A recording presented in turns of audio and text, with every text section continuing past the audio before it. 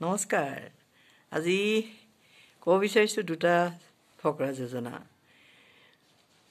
যদি কোৱা হয় আঠুৱা চাই ঠেং মেলা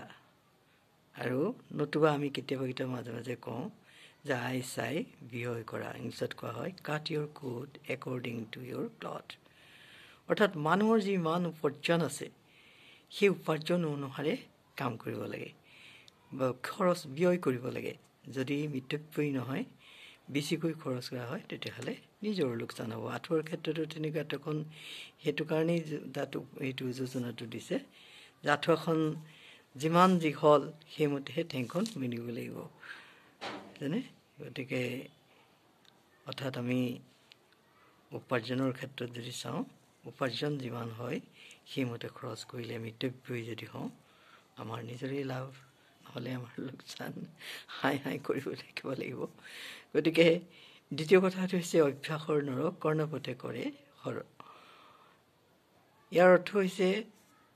যে কাণৰ যদি আমি কঠোৰ পৰিশ্ৰম কৰোঁ কেতিয়াবা আমি দেখোঁ যে অসম্ভৱ কিছুমান কাম অসম্ভৱ যেন লাগে কিন্তু যদি আমি কষ্ট কৰোঁ নিশ্চয় অসম্ভৱ কাম এটাও আমি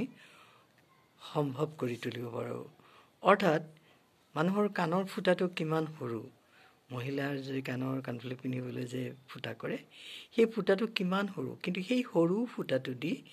যদি অনুশীলন কৰা যায় তেতিয়াহ'লে কি কৰা হয় তাৰ মাজেদিও হৰপাত পাৰ হৈ যাব গতিকে মানুহৰ অসম্ভৱ কামো অনুশীলন কৰিলে কষ্ট কৰিলে সি সফল নিশ্চয় হয় অসম্ভৱো সম্ভৱ হৈ উঠে আজিলৈ আহিছোঁ ফকৰা যোজনা দুটি ইমানেই বিদায়